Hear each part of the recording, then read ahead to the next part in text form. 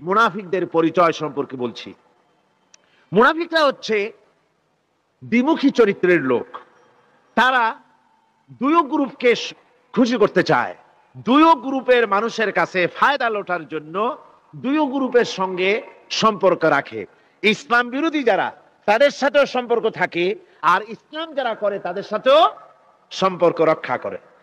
কোরআনে কারীম ওদের ব্যাপারে বলা হয়েছে, আল্লাহ রাব্বুল আলামিন বলেন, فَإِنْ كَانَ لَكُمْ فَتْحٌ مِّنَ اللَّهِ قَالُوا أَلَمْ تَكُنْ مَعَكُمْ। তোমাদের যদি ফাতহ হয়, তোমাদের যদি বিজয় হয়, মুসলমানদের যদি বিজয় হয়, তাহলে তারা মুসলমানদের কাছে গিয়ে বলে, আমরা কি আপনাদের সাথী ছিলাম না? আমরা তো আপনাদেরই লোক, আপনাদেরই লোক, সবসময় আপনাদের কাছে ঘুরেছি, চাঁদা টান্দা দেওয়ার চেষ্টা করছি, আমরা তো আপনাদেরই লোক, আজকে আপনাদের বিজয় হয়েছে, এই বিজয়ে আমরাও শামিল। এভাবে করে মুসলমানদের বিজয় হলে তারা এগিয়ে আসে। আর যদি কাফেরদের জয় হয়, وَإِنْ كَانَ لِلْكَافِرِينَ نَصِيبٌ قَالُوا أَلَمْ نَسْتَحْوِذْ عَلَيْكُمْ। কাফেরদের যদি বিজয় হয়, তাহলে কাফেরদের কাছে গিয়ে বলে, আমরা তো তোমাদের সাথীরই লোক, আর মুসলমানদের অত্যাচার থেকে বাঁচাবার জন্য তোমাদেরকে আমরা বড় চেষ্টা করেছি, মুসলমানেরা যাতে তোমাদের উপর অত্যাচার করতে না পারে, সেজন্য রাত দিন আমরা পরিশ্রম করেছি, আমরা তোমাদের সাথীরই লোক। এই বলে দুই দিকে ফায়দা লুটতে চায়। ওদিকে আপনার মুসলমানদের কাছেও ফায়দা লুটতে চায়, আবার কাফেরদের বিজয় হলে সেখানেও তারা ফায়দা লুটতে চায়। মুনাফিকরা হলো সুবিধাবাদী। মুনাফিকরা কি? সুবিধাবাদী, সুবিধাবাদ জিন্দাবাদ, এই চরিত্রের লোক। সূরা তাওবার মধ্যে বলা হয়েছে, তাবুকের যুদ্ধে আল্লাহর নবী যখন মুসলমানদেরকে দাওয়াত দিলেন যুদ্ধে যাওয়ার জন্য, জিহাদে যাওয়ার জন্য, লোকেরা সব প্রস্তুতি নিল। মুনাফিকরা তখন গিয়ে রাসূলের কাছে আরজ করলেন। মুনাফিকরা বলল, হে আল্লাহর নবী, আমার কোমরে ব্যথা, কেউ বলল আমার মাথায় যন্ত্রণা, কেউ বলল আমার মেয়ের বিবাহ, কেউ বলল আমার ফসল পেকেছে, এই সময় যেতে পারবো না। নানান অজুহাত দিয়ে তারা যাওয়া থেকে বিরত রইল। আল্লাহ রাব্বুল আলামিন এদের চরিত্র সম্পর্কে কোরআনে কারীমের মধ্যে বলে দিলেন, লাউ কানা আরাদান করিবান ওয়া সাফারান কাসিদান লাত্তাবাউক ওয়ালাকিন বাউদাত আলাইহিমুশ শুক্কা। আল্লাহ পাক বলছেন, লাউ কানা আরাদান করিবান ওয়া সাফারান কাসিদান, যদি সফর হতো সহজ, সফরটা যদি, রাস্তাটা যদি সুগম হতো, আর ফায়দাটা যদি সহজলভ্য হতো, লাত্তাবাউক, তাহলে অবশ্যই এই লোকেরা আপনার অনুসরণ করত।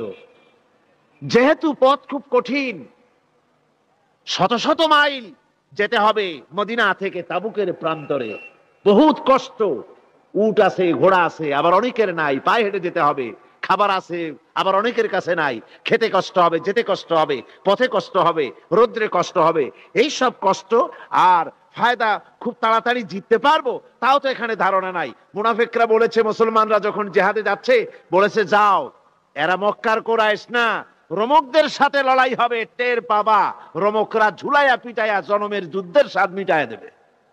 এইভাবে করে মুসলমানদেরকে ভয় দেখিয়েছে, নিজেরাও যায় নাই, ওদেরকেও বাধা দিয়েছে। আল্লাহ বলছেন, ও নবী, যদি রাস্তাটা খুব সুগম হতো, আর যাই যদি যুদ্ধে জয়লাভ করার মতো ধারণা ওদের থাকতো, গনিমতের মাল অনেক পাবে, এই চিন্তা যদি থাকতো, লাত্তাবাউক, তাহলে অবশ্যই এরা আপনার সাথে যেত। কিন্তু বিষয়টা হচ্ছে, ওয়ালাকিন বাউদাত আলাইহিমুশ শুক্কা, বিষয়টা হচ্ছে এই পথটা বড় কঠিন, মোটেই সুগম নয়, এই জন্য তারা বিরত রয়েছে, আপনার সাথে যায় নাই।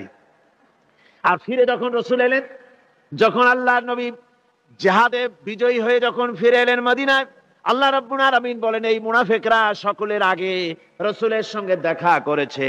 ফাসায়াহলিফুনা বিল্লাহি লাবিস্তাতানা লাখারাজনা মাআকুম, সাথে এসে বলছে যে তারা কসম করে বলছে, আল্লাহ পাক বলছেন, ওরা কসম করে বলে যে আল্লাহর কসম, যদি হুজুর আমাদের সামর্থ্য থাকতো, শক্তি থাকতো, কেবল যে কোমরটা ব্যথা করতেছিল, কেবল যে মাথায় যন্ত্রণা ছিল, কেবল যে আমাদের ধানগুলো, আমাদের ফসলগুলো পেকে গেছিল, নইলে কি আমরা বসে থাকি আপনার সাথেই জিহাদে আমরা শরীক হয়ে যেতাম। এইভাবে তারা হচ্ছে মুনাফিক চরিত্রের, সব সময় সুবিধাবাদী লোক। তাদের ভিতর এবং বাইরে রয়েছে বৈসাদৃশ্য। মুখে যে কথা বলে অন্তরে সেটা না, অন্তরে যেটা মুখে আর একটা। এটা কাদের লক্ষণ? মুনাফিকদের।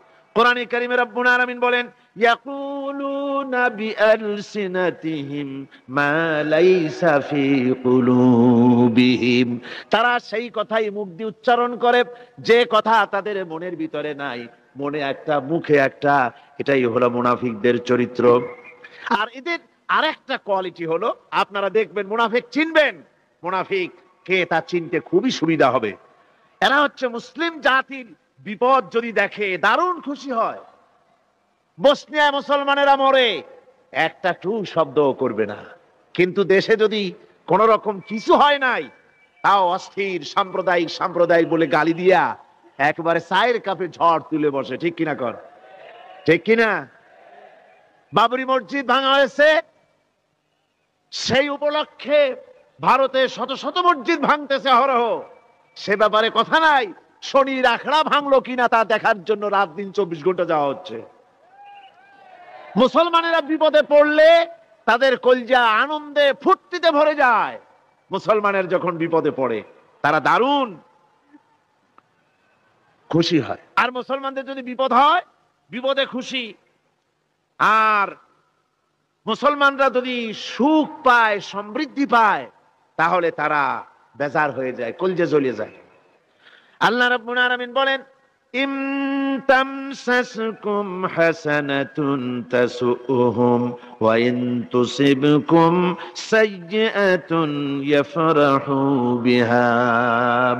মুমিনদের যদি ভালো হয়, মুসলমানদের যদি সুখ এবং সমৃদ্ধি আসে, তাহলে মুসলমানদের সুখ সমৃদ্ধিতে তাদের কলিজা জ্বলে পড়ে যায়, অসন্তুষ্ট হয় দারুণ ভাবে।